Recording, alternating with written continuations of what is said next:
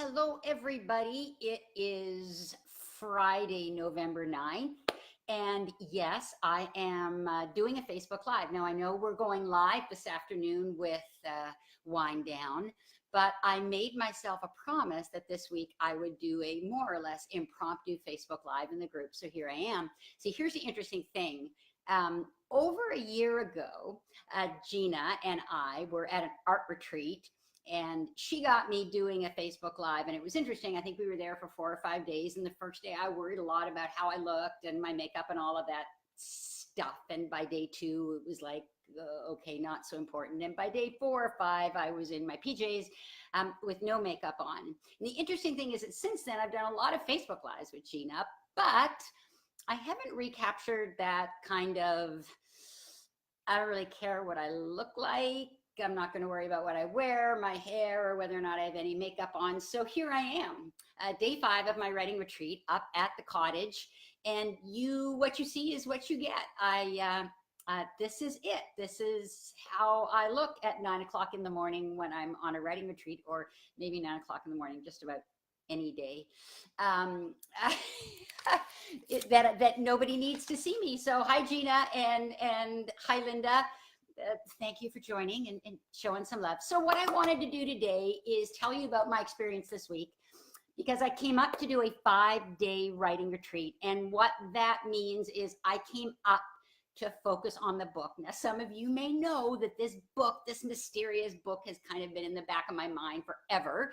And I've been trying to get it done. And so I decided that this week I was going to come up and I was going to spend 5 days writing the book. And here I am on day 5, and I learned at least 5 really important lessons over the course of this week that I thought I would share with you this morning. So the first lesson is, I think we all need to spend a little less time doing and a little more time thinking. Less doing, more thinking. We live in a world where there is a real emphasis put on getting stuff done. I saw a post from a great friend yesterday where she was talking about the fact that she doesn't have any issues getting things done. And I think that's really, really important to get things done. I think in the process, though, of focusing so much on being productive and on getting things done, we sometimes err on the side of not taking enough time to think. I remember years ago reading an article that Bill Gates took 2 weeks a year to think, just to think, went away, shut down communications, everything, and just thought. And I don't know how many of us still actually do that. And it occurred to me that I needed time to think. So I got up here to write, to do. And once I was here, I realized that before I could do, I needed time to think. Gina, yeah, I love the cozy fireplace background too. So that's great. Yeah, Linda, we need time to think. And there are 2 types of thinking. One is the inspirational type of thinking, the ideational type of thinking. I'm going to think about ideas. I'm going to read. I'm going to write. I'm going to observe, and I'm going to come up with ideas. But the second type of thinking, which is incredibly important to me because that's how I work, is what I would call the organizational type of thinking, the planning thinking. So how much time do we take to stop doing and not only look for inspiration and ideas, but to actually think, I need to plan. So when I got up here, I realized I was feeling overwhelmed, and it wasn't just about the book, that there were a lot of things on my plate, and I decided I needed to stop. I needed to stop doing, I needed to stop putting pressure on myself to do, and I needed to take time to think. And one of the things that I needed to think about was how I was going to handle all of the obligations that are on my plate in this brand new world where everything is social and where nobody can write content for me. Nobody can write content for me. Nobody's in my brain. I can't hire somebody to think like I think. And so I needed to figure out a way, because this was important to me, to do this. If you've ever heard me talk about this, is there are 3 questions we need to ask about our business. Where do we want our business to be in 3 years? And why? Which is really 2 questions. What will it take from us to get there? Question number 2. And question number 3, are we prepared to do what it takes? And so I needed to stop and think about our business over the next 3 years, where I wanted to get to, and was I prepared to do what it takes? And one of the things that it's going to take is me making the commitment to get great content out there on a consistent basis, which means I need to simplify the process. Well, processes don't get simplified just because you want them to get simplified. You need to stop and think. So that was lesson number 1, is how often do we stop and think? Yeah, JJ, amen. Linda, heck yeah, preach it, girl. Yeah, we need to take the time to stop and think. So lesson number 1, a little less doing and a little more thinking, not all the time, but certainly sometimes, and making it intentional about setting that time to think. And I think a lot of you agree with me on that one. Here's the second lesson that I learned, which was so exciting, which is what I wanted to do this week may not be what I needed to do this week. And that builds on the first point. Obviously, I wanted to write the book, but what I needed to do was think. But in the process of that thinking, I came across some things that I want to do that aren't necessarily what I need to do. And this takes me back to the book. So for years, people have been saying, hire a ghostwriter, hire a coach. No, that's not for me. For the articles, hire a ghostwriter. No, I'm not going to do that. I'm a big girl. I need to prove to myself that I can do this. What I want to do is write the book with no help, no coaching, no ghostwriting, which I'm still putting my head around. But what I realized as I was thinking this week is that's not going to happen. And so I reached out to somebody I know and respect and who inspires me, who is a ghostwriter, writing coach, and I'm going to hire her. And I'm going to hire her to coach me through the process, because if I go back to the first point, where do I want my business to be in 3 years? What will that take from me? And am I ready to do what it takes? What it will take, one of the 3 things it will take is getting that book written, because I am not stopping without getting that book written. I am not walking away without getting that sucker done. And so I need to stop and figure out how to do that. Now, I'm not sure that I will ever actually get my head around ghostwriting, but I think I can get my head around having somebody look at the material, and when I'm really stuck, go, here, I can help get you unstuck. And I certainly need somebody to hold me accountable, but I don't mean in the sense, all of you know me, I'm pretty good at holding myself accountable, but I need people to help me get unstuck. I need people to not just say, this is what you need to do, but to say, this is what you need to do. I know you're struggling, and here's what I can do to help you. Anybody else relate to that? Anybody else relate to that? It's like there's a lot of people out there preaching, and you know, I know, and I read all the articles about book writing, and you got to do this and you got to do that and set yourself a schedule. It's not that I don't know how to do that stuff, folks. It's just that I get stuck and I get overwhelmed. And it's not like, as with you, I don't have a ton of stuff on my plate. So I need help. I need help. I need somebody I trust, who I respect, who inspires me.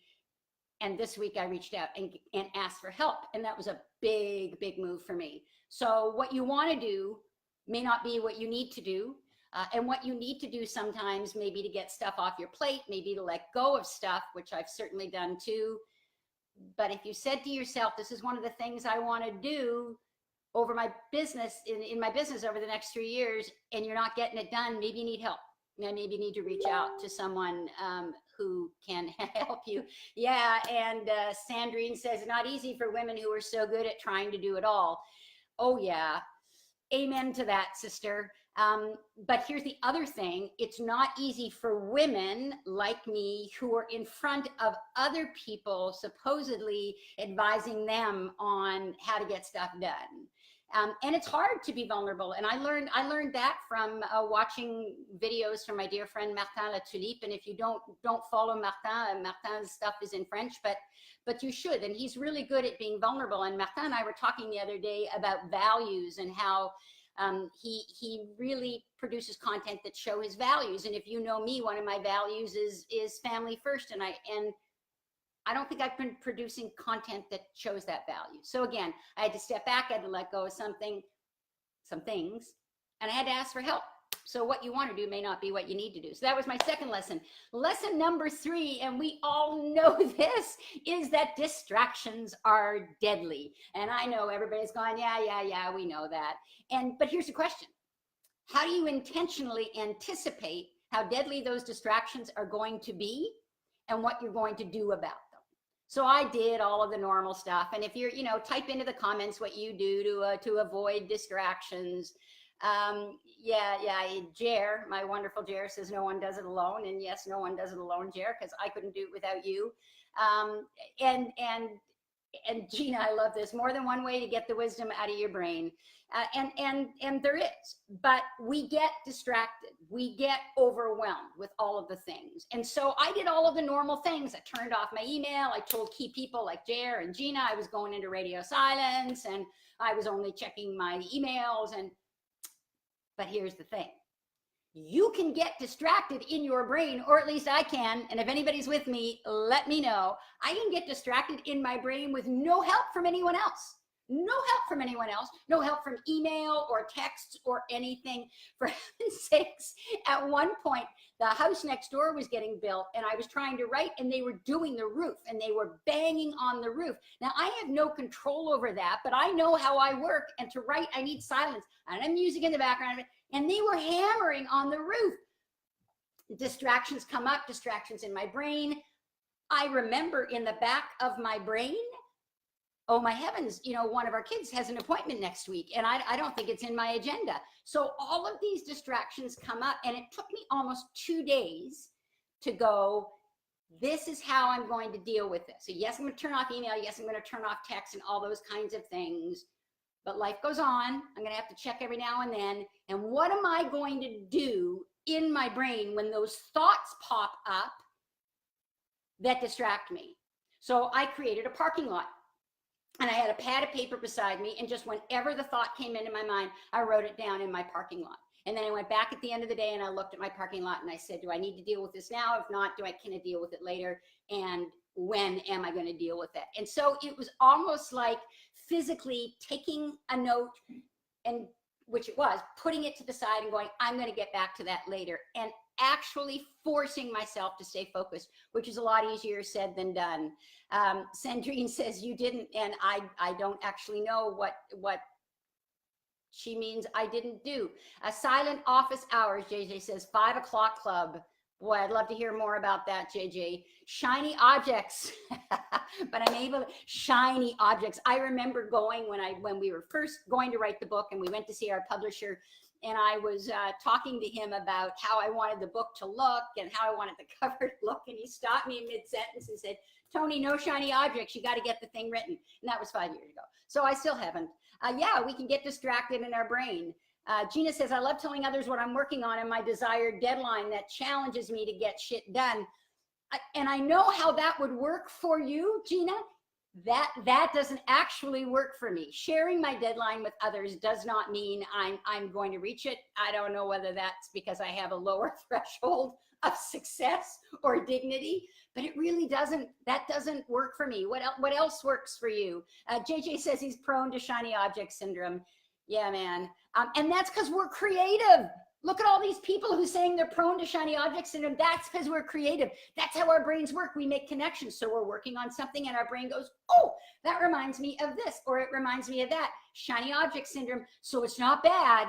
It's not bad because our brain, JJ, your brain is making connections, but we got to figure out a way to not get distracted by them in the moment and go back to them. I love the parking lot concept. We do it in a conference, but why not when working alone? That's exactly, I learned it from doing in a conference when we do our brainstorming sessions. We're going to park that idea. Never ever thought of doing it for me alone, sitting at the cottage, trying to get shit done. So yeah, lesson number 3, distractions are deadly. So how do you intentionally anticipate all the different kinds of distractions that could come into your brain and what you're going to do with them? Number 4, I learned that this week. Everybody talks about stretch goals. Set a stretch goal. Reach as far as you can. But here's, I want us to start creating reach goals. Not stretch goals, reach goals. And reach goals are the ones that we can actually reasonably accomplish. Because I sat down with my list at the beginning of this week, once I started to think about now, I was going to do this, and I was going to do this, and I was going to do this. The list was way too freaking long. Way too long. There's no way I was ever going to get all of that done, ever in a million years, but that's what I do to myself. I make a really, really long list, and here's what I do to fool myself. I say, okay, well, it's really only the top 3 things I need to get done, but I'm going to put the rest of these here just in case. No, no, no. Make a reach list. And the only thing on that reach list are the things that you can reasonably get done in the time that you have, whether it's that day, whether it's that week, whatever time you set that out. Your reach goals should be reasonable goals that you can achieve, so that when you get them done, you go, woohoo, I actually got that done. I feel good about myself, instead of feeling like I need to beat myself up for not getting everything done that I anticipated to get done. So reach goals versus stretch goals. Stretch goals are great, but reach goals, I think, are even better, and they give us the motivation to keep going. And so that was lesson number 4. Fewer stretch goals and more reach goals. Gina says, why can't you tell others what you're going to get done? Well, there you go. I don't know why I can't tell. I can tell other people what I'm going to get done. But then when I don't get it done, if I don't get it done, I feel like crap. I guess I can say that on Facebook Live because only my buddies are here listening. So that was lesson number 4. Lesson number 5. And this is day 5. And I made a list of reach goals. And you know what? I didn't reach them all. So lesson number 5 is more celebrating and less lamenting. More celebrating, less lamenting. You get to the end of your time and you celebrate what you did accomplish. And Jer's probably shaking his head and going, well, isn't that the pot calling the kettle black? But I do have trouble. Sitting down and celebrating what I did get done, as opposed to lamenting what I didn't get done. And that's a huge piece, because when you've set aside this time to think, and you get to the end of it, the most important part is that you feel excited, that you feel like you've accomplished something, and that you want to do it again, or that you're already planning, note the word not doing, but planning, the next time you're going to take some time to think. So although Bill Gates took 2 weeks a year, I don't think that's the way to do it. I think that's a great idea. I think we need to do it more often. And so having that sense that I'm going to celebrate what I did get done. I'm going to celebrate what I did get done. And what I'm going to do after this video at the end of the day today is I'm going to share in this group everything I did get done. Because that's what I also want to let people know, is this is what I did get done. Sandra says, love reach goals. I call them the 3 intentions. Absolutely. Think retreat with Toni. I'm in. Well, isn't that interesting, JJ? Because that's been something that Jared and I have been talking about. Some of you are members of CAPS, and you know that we've done this multi-year mastermind retreat up here each year at the beginning of September, at least for the last 2 years. It's been absolutely phenomenal. And Jared and I have had conversations about whether or not the universe is saying that that's something that I need to put some more effort and time into. And I think it would be awesome. I think it would be awesome to take a long retreat. I'm not talking about 24 hours, but a few days where people come up. There's time to work together and mastermind. There's time to go off and do work on whatever it is that you want to work on. Come back, time to mastermind. So put a yes in the comments if you think that that's something that you might be interested in doing with me or with somebody else. Maybe you pull a group of friends together. But I think that one of the gifts that I have is being able to make that kind of stuff happen and facilitate it. And so if I can do that, it would not only help me, but if anybody in the group thinks they might be in, then we can start talking about how that might happen. So there you go. My first solo Facebook Live, no makeup, no worry about my clothes, my hair, no nothing. And my 5 key lessons from this week: less doing, more thinking. What you want to do may not be what you need to do. Distractions are deadly. So what are you intentionally going to do about them? Reach goals versus stretch goals. And last but not least, more celebrating, less lamenting. And at the end of this today, when I've had one more day to get a few more things done, I will commit to putting in this group the list of things, not that I intended to do and didn't quite get done, but the list of things that I'm incredibly excited about getting done. So I thank you. I thank you for showing up to my first Facebook Live, solo Facebook Live. I thank you for your support. I love this group. I love that we're like one big family, that we can share and be vulnerable and take chances. You know, there's a whole lot of talk about taking more risks. I don't think we need to take more risks. I think we need to take more chances, because what chances implies is that you've thought about it a little and it's worth the investment, and you're going to take a chance and you're going to do something that you're not jumping off a cliff without a parachute, but you are jumping off a cliff with a parachute. And I think that's the difference between a risk and a chance. Thank you very much. Hugs to all of you. And hopefully I'll see some of you this afternoon on Wind Down. I know I'll see Gina and Jared this afternoon on Wind Down. And stay tuned. This is the first of many, I hope, fireside or some kind of side chats. Thank you. Have a great day, everybody. Bye-bye.